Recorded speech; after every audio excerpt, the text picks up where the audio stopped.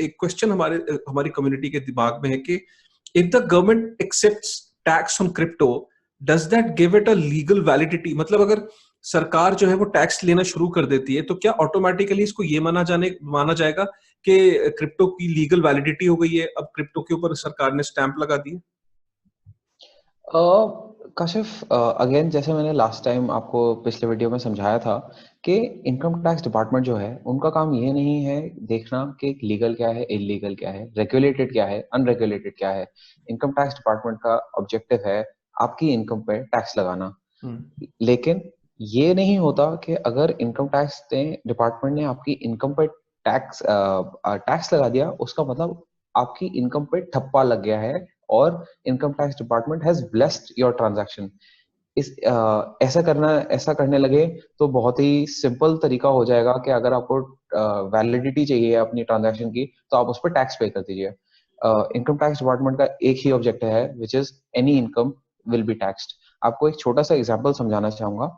Medical council of India जो है एक बॉडी है जो सारे डॉक्टर्स और फार्मास्यूटिकल्स कंपनीज को एडमिनिस्टर करती है, गवर्न करती है इंडिया में। उन्होंने एक लॉ बनाया कि कोई भी डॉक्टर को कोई भी गिफ्ट या पेमेंट किसी भी फार्मास्यूटिकल कंपनी से नहीं मिलेगी। ये लॉ बनाया गया और उन्होंने बोला कि ये ट्रांजैक्शन इलीगल है। तब भी कुछ डॉक्टर्स को ये ट्रांजैक्शन की गई उनके साथ, उनको फार्मास्यूटिकल कंपनीज जो कंपनीज दवाइयां बनाती हैं उनसे गिफ्ट्स मिले। इनकम टैक्स डिपार्टमेंट को जब पता चला कि डॉक्टर्स को अभी भी गिफ्ट्स मिले हैं, उन्होंने ये नहीं बोला कि ये ट्रांजैक्शन इलीगल है क्योंकि मेडिकल काउंसिल ने बैन किया हुआ है तो हम इस पर टैक्स नहीं लगाएंगे। उन्होंने तब भी उन ट्रांजैक्शंस को इनकम में इंक्लूड करा और डॉक्टर्स की इनकम पर टैक्स लगाया। मैं आपको ये एग्जांपल इसलिए नहीं दे रहा क्योंकि मैं कह रहा हूँ कि क्रिप्टो की ट्रांजैक्शंस इलीगल हैं। मैं आपको सिर्फ ये एग्जांपल इसलिए दे रहा हूँ टू से दैट अगर इनकम टैक्स डिपार्टमेंट किसी भी इनकम पे टैक्स लगाती है उसका मतलब ये नहीं होता कि इनकम टैक्स डिपार्टमेंट ने स्टैम्प कर दिया है या ब्लेस कर दिया है उस ट्रांजैक्शन को। सिंपली इनकम टैक्स डिपार्टमेंट का जो काम है वो टैक्स लगाना है और वो वही करते हैं। उसके आगे या पीछे रेगुलेशन और लैक ऑफ रेगुलेशन से उनका कोई लेना देना नहीं है। Okay, so here you are trying to say if so it's not the job of the income tax department to decide that the income is legal or illegal. If there is an income that is taxable, that is what you're trying to say, and Yes. it doesn't mean automatically that if the government is collecting taxes on crypto, so they are in a way saying that it's legal or they have regulated it. So you cannot draw an inference out of it, right? No, absolutely correct. Okay. So second question is most of the काफी सारे जो लोग हैं वो ये सोचते हैं कि अगर मैंने क्रिप्टो की इनकम अपनी बता दी या डिक्लेयर कर दी तो मुझे कहीं ना कहीं मैं I will be in trouble. तो सो डू यू थिंक कि क्रिप्टो की इनकम को डिक्लेयर करने से अपने रिटर्न्स के अंदर कुछ प्रॉब्लम आएगी? मेरे को किसी तरीके की कोई परेशानी की बात है क्या? Very good question. This is one of the most common questions I think which we have come across. Kashif, you will agree with me on one point. आप भी ये पहले अपने ट्वीट्स में बोल रहे हो कि बिटकॉइन या क्रिप्टो करेंसी इलीगल नहीं है। अगर क्रिप्टो करेंसी इलीगल नहीं है तो उसको होल्ड करना भी इलीगल नहीं है। अभी तक हमने ऐसा कोई लॉ नहीं देखा which says कि होल्डिंग और trading in crypto assets is banned और is prohibited. इस क्वेश्चन का थोड़ा सा एक ट्विस्ट करके अंडरस्टैंडिंग ये कर सकते हैं कि अगर आप इनकम रिपोर्ट करते हो, क्रिप्टो इनकम या टैक्स पे करते हो, तो आप पे कोई कार्यवाही इनकम टैक्स डिपार्टमेंट नहीं करेगा इन द सेंस कि ये नहीं बोलेगा कि आप इसको क्यों होल्ड कर रहे हो।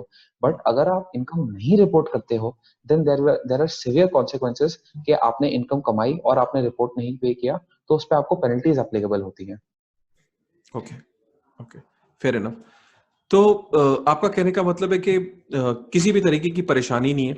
इनफैक्ट अगर आपके पास क्रिप्टो है तो आप उसे जरूर बताएं ताकि कल को फ्यूचर में अगर रेगुलेट होता है और तो आप ऑलरेडी आपने डिक्लेयर कर रखा होगा तो आपसे सवाल नहीं पूछे जाएंगे क्योंकि आपने जब रेगुलेटेड नहीं था तब भी आपने डिक्लेयर किया था। हाँ एब्सोल्युटली। और सेकंड चीज है अगर आप रेगुलेशन या अनरेगुलेशन अगर आप डिक्लेयर नहीं करते हो तो आगे जाके आपको दिक्कत होगी। ऐसा हो सकता है कि आपको नोटिसेस आए और आपको पेनल्टीज भी एप्लीकेबल हो। Okay okay. तो अगर हम बात करें अनुष, बहुत सारे लोगों का ये सोचना है कि जो प्योर P2P होता है, मतलब सपोज राजेश ने बिटकॉइन खरीदना था विजय से, वो राजेश के पास गया 2 लाख रुपए लेके, उसने विजय को 2 लाख रुपए दिए और विजय ने एक रेस्टोरेंट के अंदर उसको पीटीसी उसके वॉलेट में ट्रांसफर कर दिया, प्योर P2P, तो क्या ये भी टैक्सेबल है? हाँ, जैसे मैंने आपको समझाया, इनकम टैक्स लॉ बहुत सिंपल है, सिर्फ ये कहता है एनी इनकम इज टैक्सेबल। अब चाहे ये इनकम आपने राजेश से कमाई, ब्रिजेश से कमाई या किसी से भी कमाई, आपको उस पर टैक्स पे करना पड़ेगा।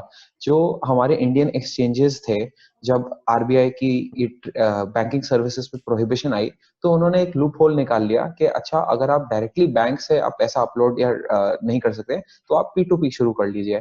ये लूप होल जो था, ये सिर्फ आरबीआई की जो प्रोहिबिशन थी उसके लिए था। ये लूपहोल ऐसा नहीं है कि इससे आपका इनकम टैक्स भी एवेड हो जाएगा।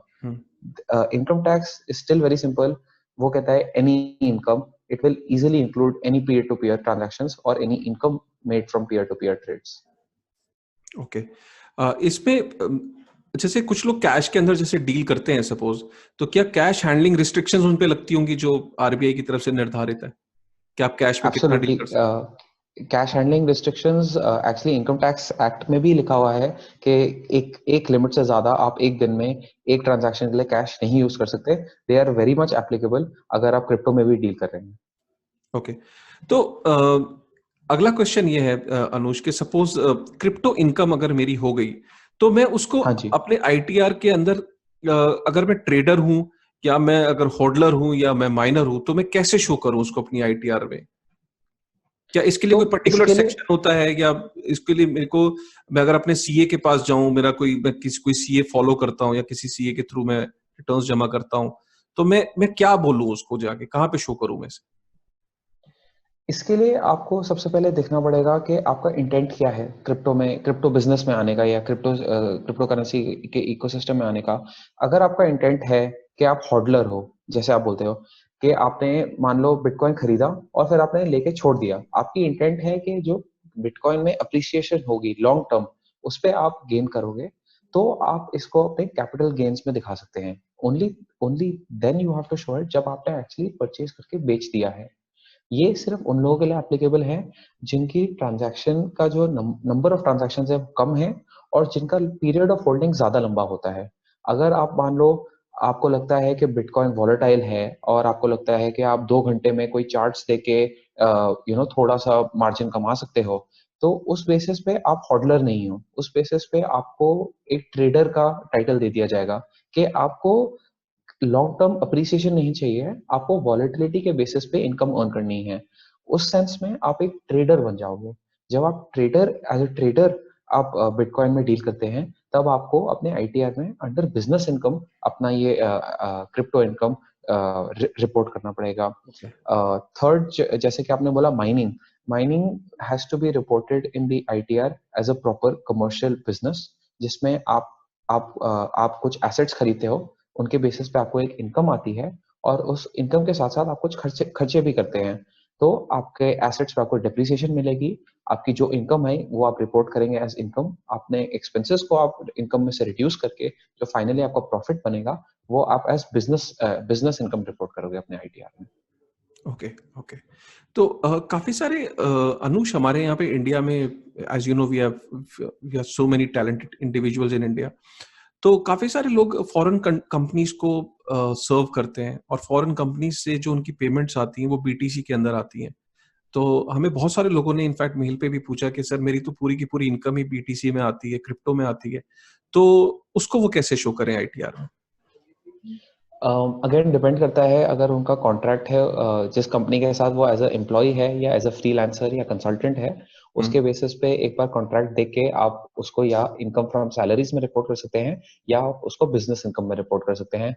अगेन आई थिंक ये जो हमें इनकम क्वेरीज आ रही हैं income tax related, these are very good queries and people should be genuinely concerned कि अगर उनको चाहे बिटकॉइन में भी इनकम आ रहा है, they have to still be paying tax on it. Okay, तो प्रॉफिट और लॉस को कंप्यूट कैसे करें? एक मैं बिल्कुल ही बेसिक एक आदमी की बात करता हूँ जो क्रिप्टो में आज ही आया है, पिछले 2 महीने से घुसा है, और वो कैसे अपनी इनकम को कंप्यूट करे, उसके लिए आप कुछ थोड़ा सा बेसिक कोई स्ट्रक्चर बता सकते हैं?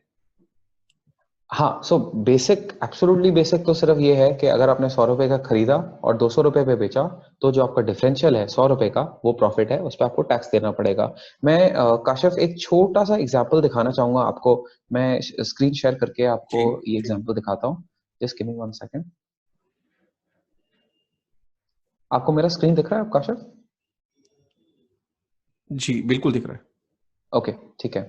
तो ये जो एग्जांपल है, इसमें मैं बेसिकली दिखाना चाह रहा हूँ कि मैं एक क्रिप्टो का होल्डर हूँ। मैं हम्म इन्वेस्टमेंट पर्पस से क्रिप्टो खरीदा हुआ है। ये हम्म मेरा बीटीसी है क्रिप्टो। ये मैंने इन डेट्स पे 1 अप्रैल 2016, 1 अप्रैल 2017 और सेम डेट को 2018 में एक एक बिटकॉइन हर साल मैं खरीदता हूँ।